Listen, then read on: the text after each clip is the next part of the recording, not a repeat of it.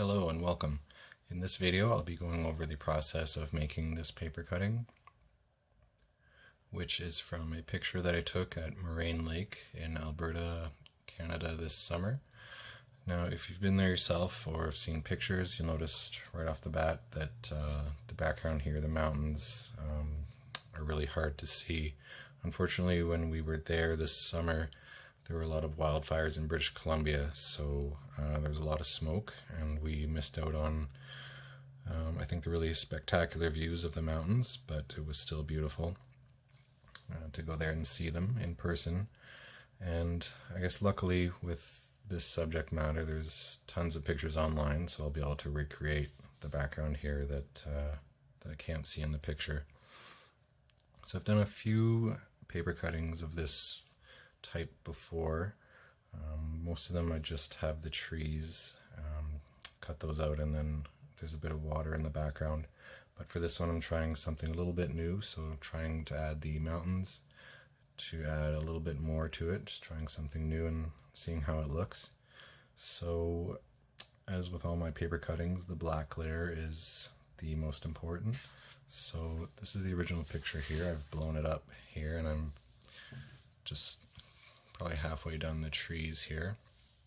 So as you can see, just using my Sharpie here and kind of going through and making the outline of where I'm going to cut out. So obviously I'll be cutting out all of this. That's going to create the front layer, the black paper cutting, and then I'll be adding in the water and then the mountains as well.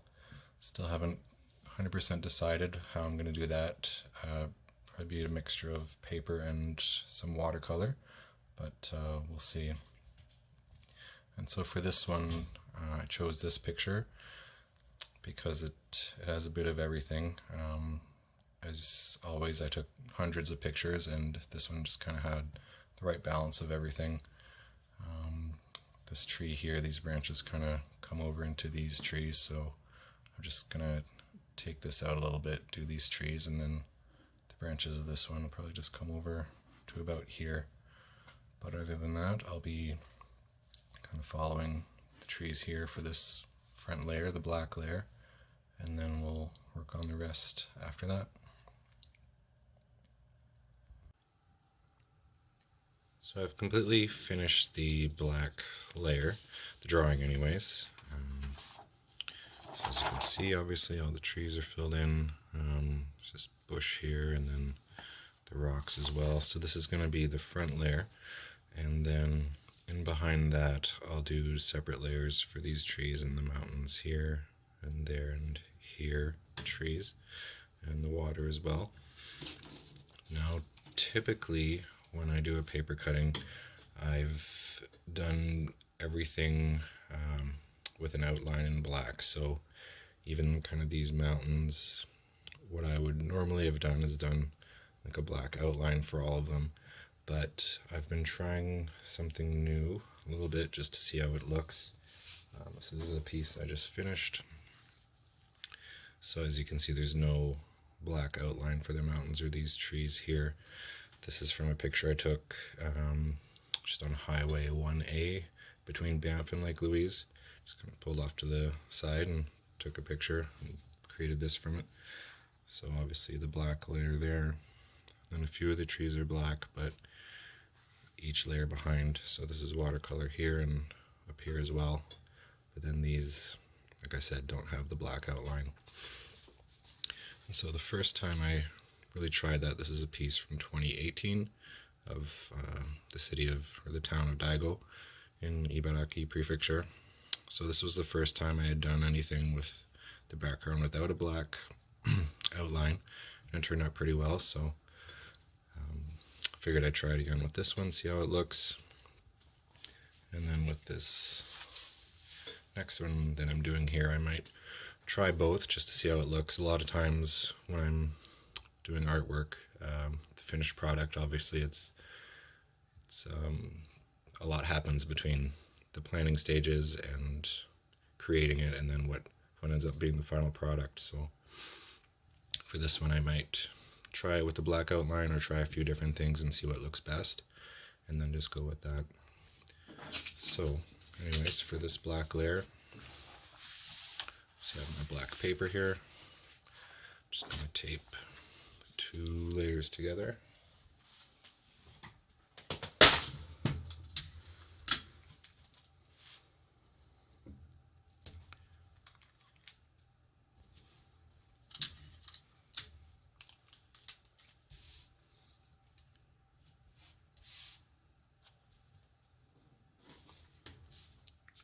So the reason I only put tape in certain spots, if I tape it all the way around, then the little pieces as I'm cutting out get caught in there, and they just build up and can make a bit of a mess and can build up a bit of thickness actually, and makes it harder to cut near the bottom.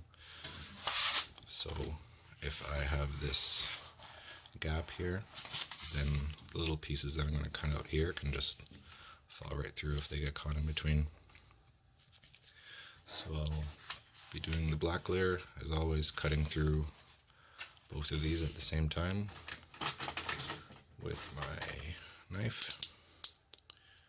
And then after that, we'll figure out how to do these other layers behind. So I finished the black layer of the paper cutting, or at least the front layer, the trees. So you can kind of see there. So I've left these attached here just because the rest of the process I'll be flipping it over a bit and moving it around and whatnot. So if I were to take that all off, the trees would just kind of be flopping down and run the risk of getting bent or caught on something while I'm moving things around. So I just left things attached there. But that's going to be the bulk of the cutting anyway. That's been finished at this point. So what I figured I'll probably do some of the trees here with colored paper. So dark green and then a bit of a lighter green behind that for some of the trees. I guess that would be on the 3rd layer of the piece. And then behind that, for the mountains, the water, and the sky, what I think I'll be doing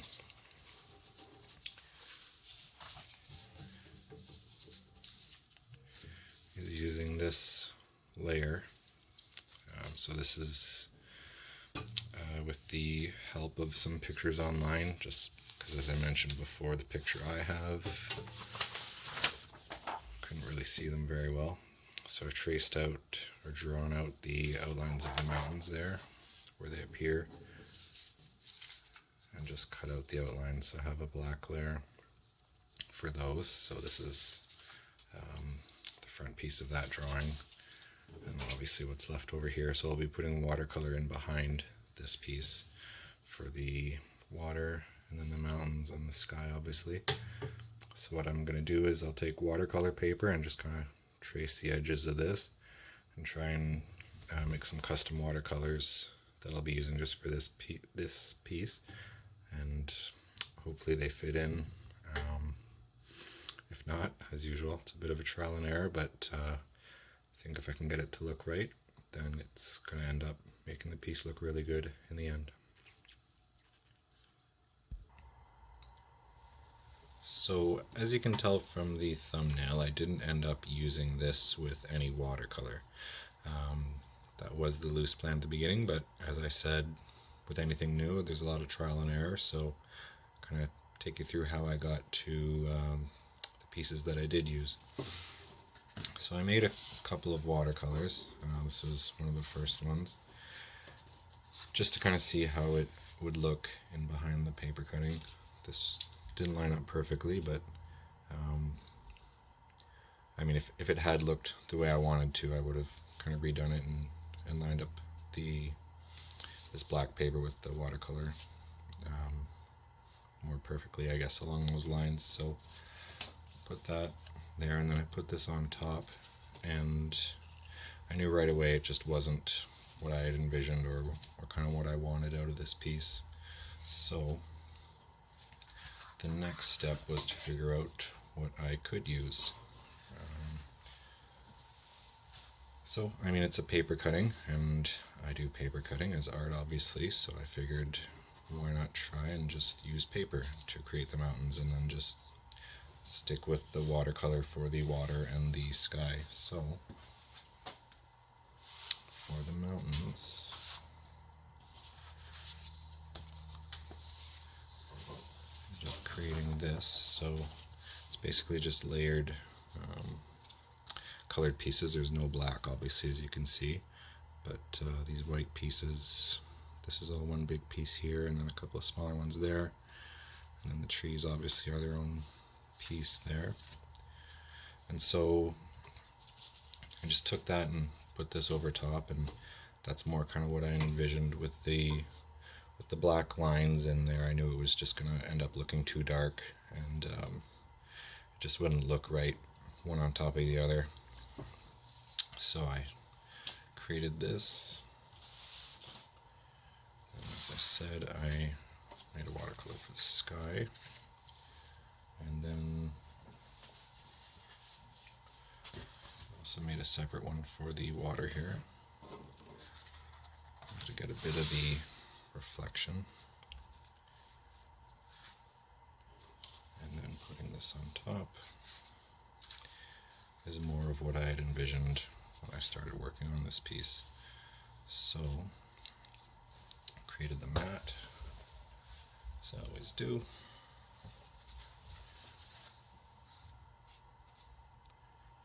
It'll take me a bit of time to get it lined up the exact way I want it with the watercolors, but it's more or less how I got to the finished piece. So at this point, I'm just going to line them up the way I think they should look,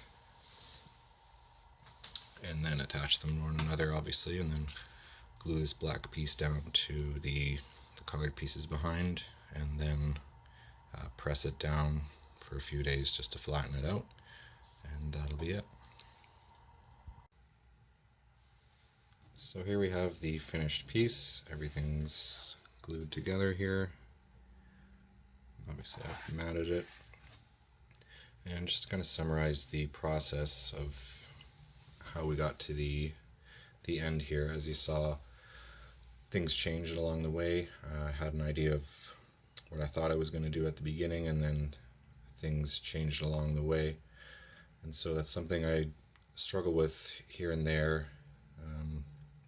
Just thinking about the rules about what should and shouldn't happen when I'm creating my art, and just kind of getting out of that mindset that I'm imposing on myself those rules that really no one else is providing for me. It's just the boundaries that I'm creating for myself, and just trying to step outside of those, and allowing the piece to be, or allowing my artwork to be a kind of the world filtered through my eyes and my hands. So this piece helped me kind of get out of that mind frame a little bit. And as always, it's something, with every piece I learn something new, and with this one I think that's something I'll take with me to when I'm making my next artwork from here on. So as always, it's a learning experience, and picking up little things here and there to take with me and improve my artwork from here on. So thanks for watching this video, and we'll see you next time.